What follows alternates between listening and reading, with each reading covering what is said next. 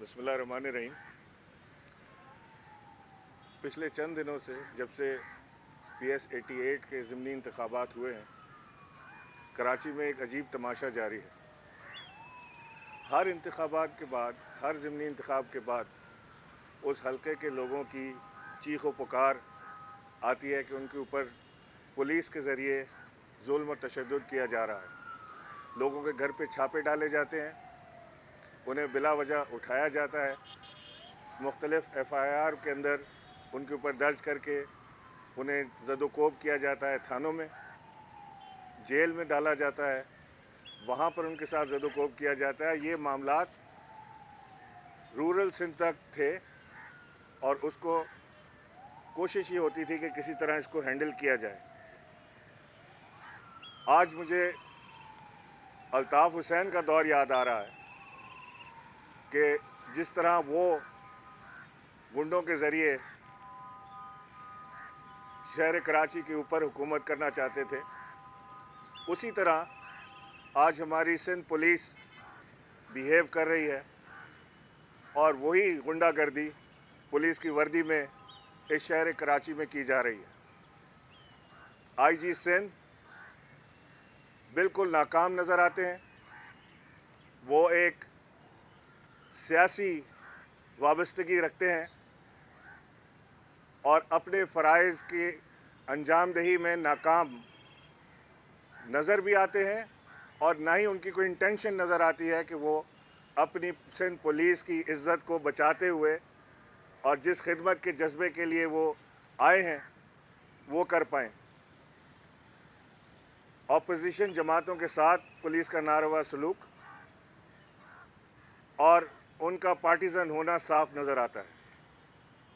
हलीम आदिल शेख के केस में PS 88 में जो उसको उठाया गया, हम खामोश रहे कि वहाँ पर कहा गया कि जी यहाँ उनका आना बनता नहीं। चले मान ली बात, नहीं बनता, आप बाहर निकाल दें। फिर थाने में ले जाकर उसके ऊपर 780A डाली गई और उसके बाद उसे लॉकअप में डाला गया। लॉकअप में डालने के बाद वहाँ से सांप का निकलना, जिसकी गवाही 3 पुलिस अफसरान दे चुके हैं, वहाँ पर उसके बाद तशद्दुद करना, फिर जेल कस्टडी में हलीम आदिल शेख के ऊपर तशद्दुद किया गया, जो अपोजिशन लीडर हैं, हमारे तमाम जमातों के मुत्तफ़िका अपोजिशन लीडर हैं। एक अपोजिशन लीडर का इस्तेकाक होता है, उसने कोई डाका नहीं डाला, कोई कत्ल नहीं किया, उसे जेल में डाला गया, दोबारा 780A लगाई गई और फिर जेल में बेइंतहा तशद्दुद किया गया। ना किसी कानून का सहारा, ये एक लाकानूनियत की इंतहा है, जहाँ पे मैं देखता हूँ कि या तो IG अपने आप को बेबस महसूस करते हैं या वो बेबसी की तस्वीर बनना चाहते हैं ताकि वो काम जो उनसे कराए जाने चाहते हैं, जो होते हैं उनके ज़रिए, वो उन्हें अब अंजाम दे सकें। हमारा एक और वाक़या समीर शेख के साथ हुआ, उन्हें भी उठाया गया, 780A डाली गई और उसके बाद मुसलसल समीर शेख के साथ भी यही जुल्म जबर का मामला हो रहा है। ये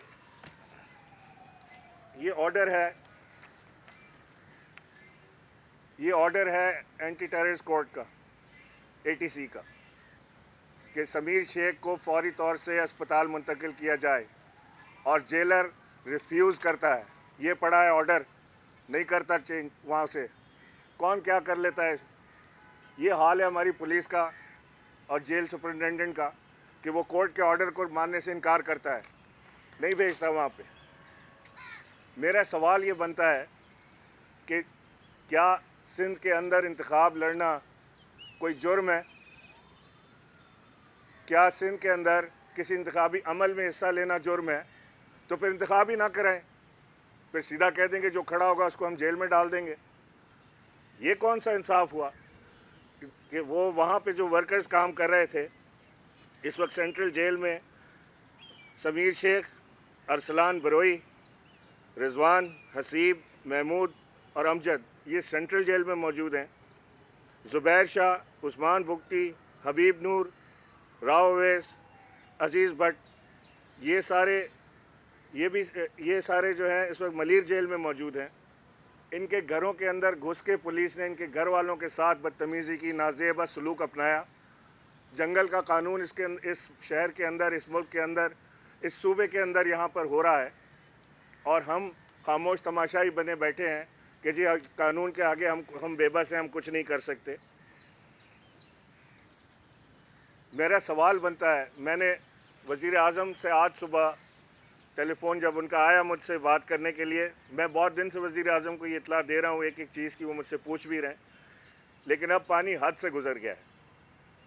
मैंने वज़ीर आज़म को ख़त लिखा है और तमाम तफ़सीलात से आगाह किया है और इस मामले पर मैंने सिफारिश की है कि फ़ौरी तौर से IG सिंध को तब्दील किया जाए और यहाँ पर वो IG सिंध ला कर बिठाएँ जो किसी की हुक्म मजूरी ना करे, बल्कि वो अपने कानून के मुताबिक इस शहर के अमन और नफ्स अमन को पूरा करने की कोशिश करे।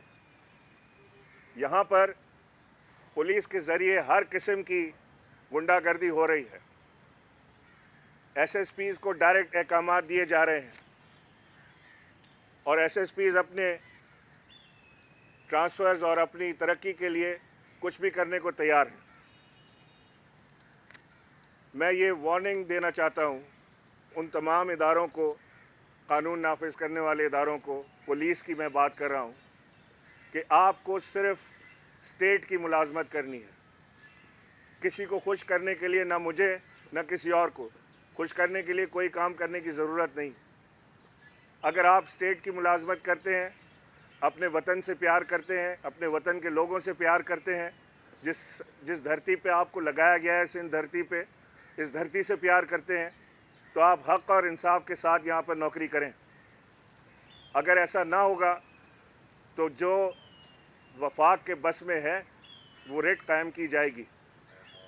मैं ये बिल्कुल साफ़ तौर से बावर कराना चाहता हूँ कि किसी के दबाव में ना आए, किसी मजबूरी के तहत जुल्म और बर्बरियत का बाज़ार गर्म ना करें, मजबूर ना करें कि इंतहाई कदम उठाया जाए।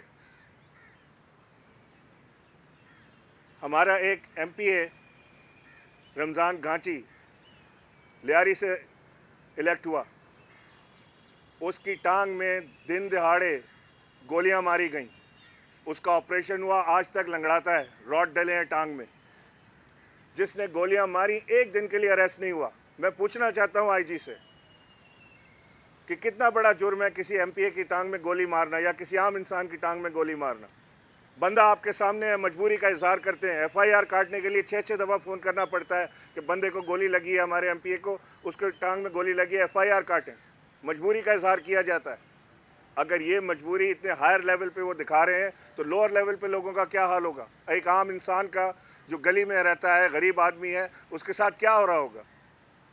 तो हम ये बिल्कुल साफ तौर से मैं आज अपने मीडिया के तवस्सुत से ये बात बिल्कुल वाज़ेह कर देना चाहता हूँ कि हम बहुत सीरियसली पुलिस के तमाम मामलात का जायज़ा ले रहे हैं। वज़ीर आज़म और उनके ऑफिस को इत्तला कर दी गई है और ये लास्ट वार्निंग इसको समझें कि इसके बाद अगर किसी के साथ जुल्म किया पुलिस ने, किसी के कहने पर भी, चाहे वो IG हो, AIG हो, SSP हो, DIGs हो, जो भी हो, उसके साथ वही काम जो वो दूसरों के साथ कर रहा है, वही काम जो उनको, जिस काम से उनको रोका जा रहा है, वही काम वो अगर बार बार करेंगे तो उसका खमियाजा भी भुगतेंगे। फिर मैं कोई फेवर नहीं मांग रहा, मैं कोई आपसे, पुलिस से मैं मुखातिब हूँ कि मैं आपसे कोई फेवर नहीं चाहता। एक SHO, एक ट्रांसफ़र, एक तब्दीली किसी को लगाने के लिए नहीं आपसे कह रहा।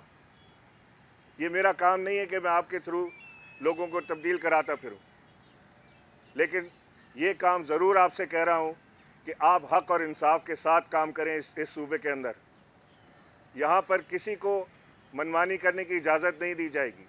जो आज किसी एक के साथ हो रहा है, कल आपके और मेरे साथ भी हो सकता है।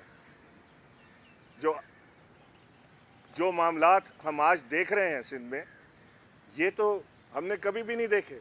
मैंने आपसे पहले कहा कि मुझे तो अल्ताफ़ हुसैन की याद आ गई। ये नो गो एरिया है, यहाँ आप नहीं जा सकते, वहाँ से इलेक्शन नहीं लड़ सकते, बोरी में लाश आ जाएगी, बंद करके मारेंगे, कमरे में सांप आ जाएगा, 50 आदमी हमला कर देंगे आपके ऊपर जेल के अंदर, जेल कस्टडी के अंदर वहाँ हमले हो रहे हैं, वहाँ से भी कोई नहीं है। 20 सेकंड की वीडियो रिलीज़ कर दी आज जेलर साहब ने कि जी ये देखें हलीम आदिल को लाए थे और ले गए। ये कट पेस्ट सबको नज़र आते हैं। क्या 20 सेकंड जेल में था हलीम आदिल शेख? उसको रात को सेल में बंद करके उसके साथ मज़ीद लोगों को छोड़ के वहाँ उसको पिटवाया गया। ये हाल है इस सूबे के अपोजिशन लीडर का। कोई मिसाल कायम करना चाहते हैं, कुछ बताना चाहते हैं कि जी हम जो हमारी अपोजिशन करेगा उसका हम ये हाल करेंगे, तो ये नहीं होने देंगे इंशाल्लाह। मैं ये बात करने के लिए मैंने आपको आज ज़हमत दी थी कि मैं आईजी साहब को बिल्कुल क्लियर पैगाम देना चाहता हूँ कि ये आखिरी मौका है आपके पास कि आप सिर्फ हक़ और इंसाफ के ऊपर अपने पुलिस के फ़ैसले करें।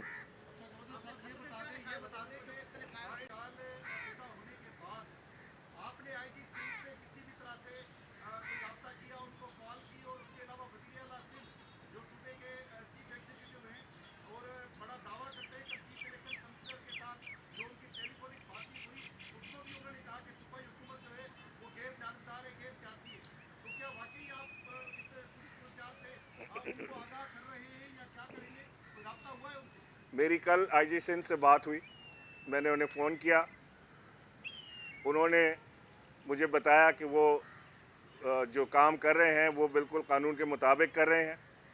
उनके ख़्याल में ये सारा जो कुछ हो रहा है ये बिल्कुल कानून के मुताबिक हो रहा है, और उन्होंने मुझे ऑफ़र की कि जी अगर मैं चाहूँ तो किसी भी पुलिस से, पंजाब से, केपी से या बलूचिस्तान पुलिस से इंक्वायरी करवा सकता हूँ उनके इन इक़दामात की।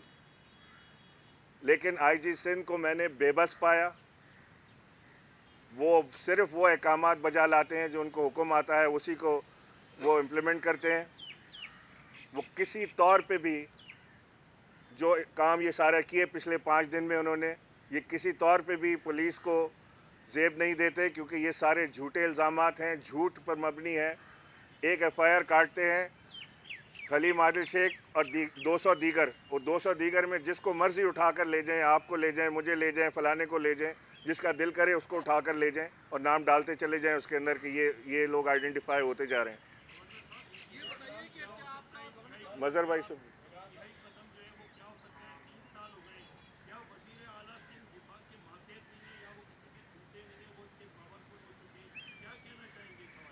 देखिए, वफाक का और सूबे का एक रिश्ता है, और अगर एक दूसरे का एहतराम कर कर चलेंगे तो ये रिश्ता इस्तवार रहेगा।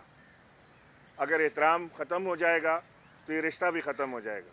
मैं समझता हूँ कि हर सूबे का वज़ीर आला, चाहे ख्वाह वो सिंध का हो, खैबर पख्तूनख्वा का हो, वो पंजाब का हो या बलूचिस्तान का, उसे वज़ीर आज़म का एहतराम करना लाजिम है। उसके वज़ीर आज़म हाउस के साथ, वफाक के साथ उसको मिलकर चलना लाजिम है, वरना काम करना मुश्किल हो जाता है, सूबे के लिए भी और वफाक के लिए भी। लिहाजा बेहतरी इसी में है, सूबे की बेहतरी इसी में है कि दोनों जमातें, वफाक की हुक्मरान जमात और सूबे की हुक्मरान जमात, उनके अंदर कोऑर्डिनेशन होनी चाहिए, वर्किंग रिलेशनशिप होनी चाहिए, एक दूसरे का एहतराम करने की ताकत और हिम्मत होनी चाहिए। अपने अपने सियासी इख्तिलाफात अपनी जगह, लेकिन ये काम होते रहने चाहिए। अगर ये नहीं होंगे तो मुश्किलात में इजाफा होगा। एक आदमी ने इसके बाद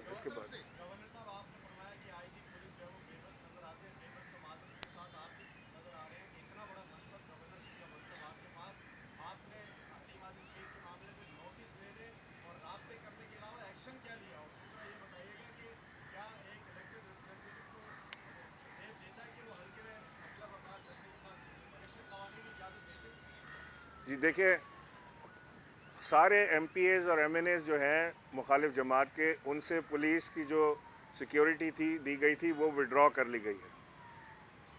सिर्फ इस वक्त सिक्योरिटी जो है वो पीपल्स पार्टी के MNA MPAs के पास है, और जो अपोजिशन की जमात के MNA MPAs हैं उनके पास सिक्योरिटी नहीं है। लिहाजा सब लोग मजबूर हैं कि वो अपनी अपनी प्राइवेट सिक्योरिटी का बंदोबस्त करें।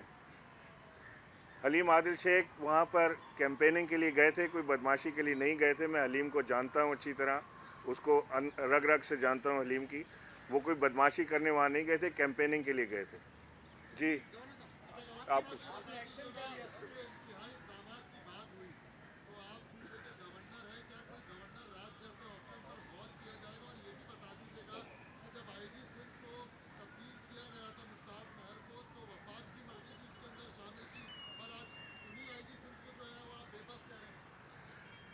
देखिए, जब आईजी सिंह को तब्दील किया गया था तो आपको मालूम है कि एक बहुत बड़ा टर्मोइल था। वफाक के जो नाम थे वो सिंध को कबूल नहीं थे और सिंध के नाम वफाक को कबूल नहीं थे।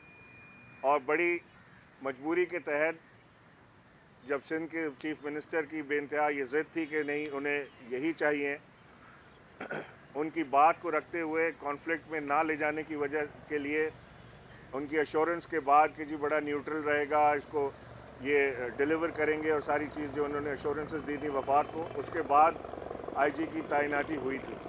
मगर हुआ वही जिसका ख़तरा था, जिसका पहले से अंदेशा इज़हार किया जा रहा था कि ये पार्टिज़न होंगे और ये कम्प्लीटली इम्पार्शल नहीं रह पाएंगे। तो आखिर में वही हुआ।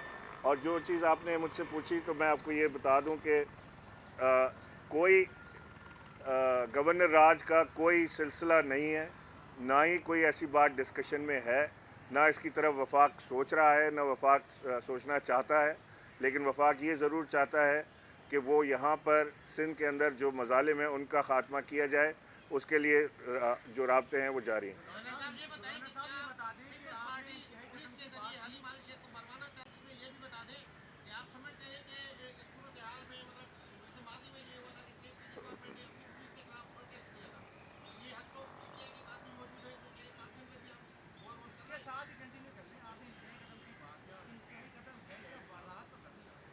आईजी का रिमूवल हो सकता है, इंतहाई कदम और क्या होगा। देखें देखें, वफाक के दो नुमाइंदे यहाँ पर मौजूद होते हैं, एक चीफ सेक्रेटरी, एक आईजी सिंध, और उनका ये फ़र्ज़ है कि वफाक की कोऑर्डिनेशन के साथ वो चलें। वो यहाँ पर पोस्टिंग के बाद ये समझने ना शुरू कर दें कि उनका वफाक से रब्ता ख़त्म हो गया और अब उन्होंने वफाक के अलावा काम करने हैं। तो मैं उन्हें बार बार ये बात बावर करा रहा हूँ कि उन्हें ये बात को समझने की ज़रूरत है कि वो एक कोऑर्डिनेशन, एक ब्रिज का किरदार अदा करें वफाकी इदारों के और सूबाई इदारों के साथ। अगर वो ये करने से कासिर होते हैं, वो पार्टी बन जाते हैं, वो सिर्फ एक सूबे की हुकूमत के साथ चलने लगते हैं, वफाक को इग्नोर करते हैं, तो उसके ऊपर इंतहाई कदम उठाया जा सकता है।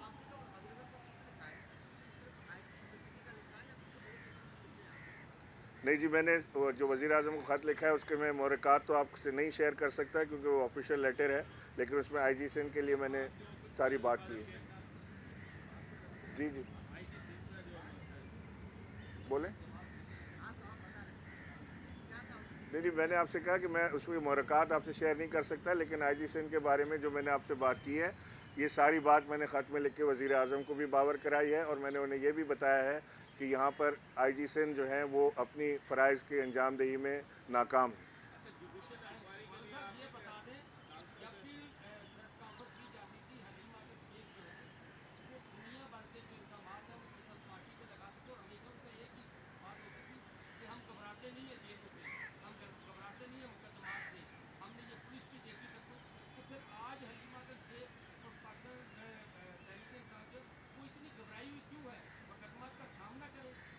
मुकदमात का सामना ही करें भाई, कौन घबराया हुआ है। मैं समझ रहा हूँ कि हलीम आदिल शेख ने बड़ी दिलेरी के साथ मुकाबला किया है।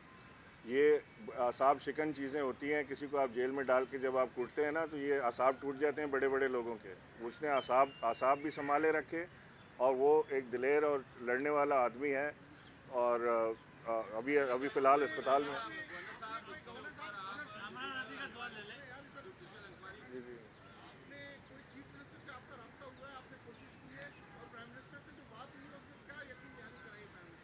चीफ़ मिनिस्टर से मेरा रब्ता नहीं हुआ, ना ही मैंने कोशिश की, लेकिन प्राइम मिनिस्टर साहब से मुसलसल मैं राब्ते में हूँ। आज सुबह भी उनका 2 दफ़ा फ़ोन आया मेरे पास और उन्होंने यही सारी चीज़ें जो मैंने उन्हें बताई थी उसकी दोबारा तफसील मुझसे तलब की। मैंने दोबारा आज उनको बड़ी वजाहत के साथ मज़ीद चीज़ें भी बताई हैं और मुझे उम्मीद है कि वज़ीर आज़म उसका सख्त नोटिस लेंगे।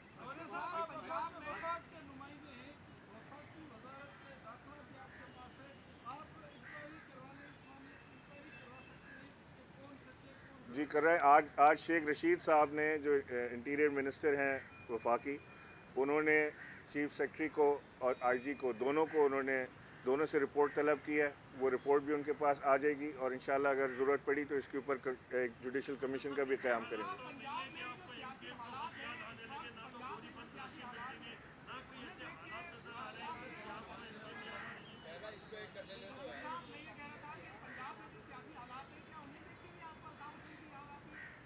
पंजाब में सियासी हालात ये नहीं है जो आपको यहाँ पे नज़र आ रहे हैं। मुझे बता दें, पंजाब पुलिस ने कहीं हमने कोई एक एफआईआर ऐसी काटी हो कि अपोजिशन के बंदे को उठा के उसके ऊपर 780A डाल के उसको अंदर जेल के अंदर कूटा हो।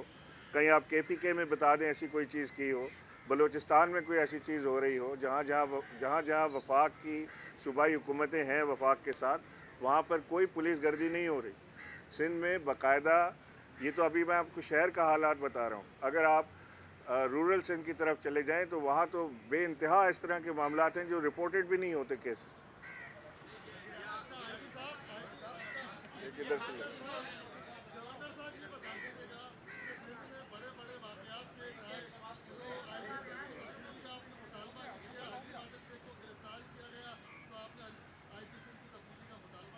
जी, जाहिर है कि अपोजिशन लीडर एक पूरे सिंध को रिप्रेजेंट कर रहा होता है, सिंध की तमाम जमातों को रिप्रेजेंट कर रहा होता है। अपोजिशन लीडर का जो स्टेचर है वो जो चीफ मिनिस्टर होता है उसके बराबर समझा जाता है, उसका इस्तिकाक होता है, वो असेंबली में खड़ा होता है तो उसके लिए माइक खोला जाता है, वो पूरे सिंध की बात करता है। उसके लिए जाहिर है कि अगर उसको उठा के ये हाल करेंगे तो उसके ऊपर बात तो होगी।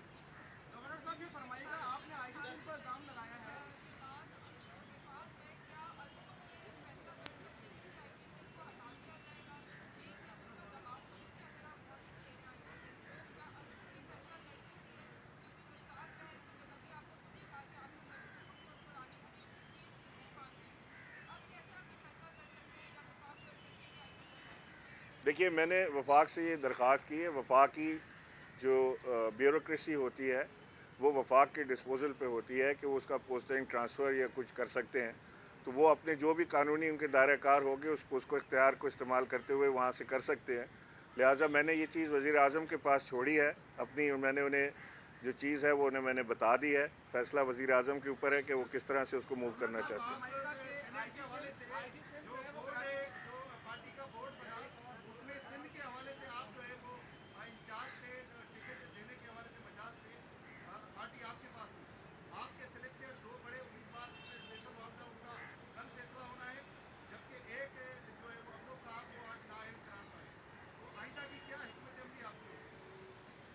देखिए, आज जिस ऑब्जेक्शन पे सैफुल्लाह अबड़ो के पेपर रिजेक्ट हुए हैं वो मैं समझता हूँ चैलेंजेबल हैं। वो कल डबल बेंच में चैलेंज करेंगे, उसके बाद जो सा हाई कोर्ट का फैसला होगा वो सर आंखों पर जैसा वो चाहें।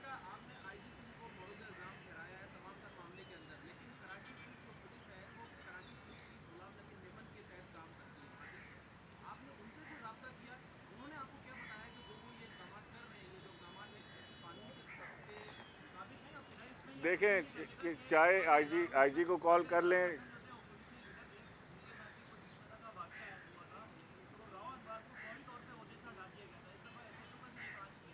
मैंने जब ख्वाजा इज़हारुल हसन अरेस्ट हुए थे और जिस तरीके से उनको अरेस्ट किया गया था, मैंने उस पर भी प्रोटेस्ट किया था। मैं उस वक्त गवर्नर नहीं था, मैं इज़हार के घर भी गया था, मैंने मीडिया से भी बात की थी और हमने उनके लिए डेमोस्ट्रेशन भी की थी। वही चीज़ आज हलीम के साथ हो रही है, लिहाजा वही बात हम आज फिर कर रहे हैं कि ताकि ये चीज़ रुके और हम एक दूसरे का एहतराम करना जान जाएँ। देखिए, किसी से भी बात कर लेना आप, जवाब सबका एक स्टीरियोटाइप जवाब है कि जी हम तो बड़ी कोशिश कर रहे हैं, हम तो बड़े कानून के मुताबिक चल रहे हैं। ऐसा कोई चीज़ नहीं है कि जो हमारे ऊपर प्रेशर हो, हम तो यूँ कर रहे हैं। अब प्रेशर तो आपको साफ नज़र आता है, आपने उठाया, उसके बाद आपने रात को 780A डाल दी, सुबह कोर्ट गए, वहाँ से बेल कराने के लिए, वहीं से अरेस्ट करके दोबारा एक और 780A डाल दी, दूसरे को उठाया, उसको भी 780A डाल दी, बेल करा के कोर्ट से निकला है, कोर्ट के अहाते से उसको घसीटते हुए ले गए। समीर शेख की बात कर रहा हूँ, उसको कपड़ा डाल के मुंह पे उसको मारपीट की। ये सारी चीज़ें आपके सामने हैं, मैं कोई अनोखी बात नहीं कर रहा। नहीं, ऐसी कोई बात अभी नहीं हुई। मैंने उन्हें सिर्फ ये कहा कि जी आईजी साहब जो हैं वो अपना काम नहीं कर रहे हैं।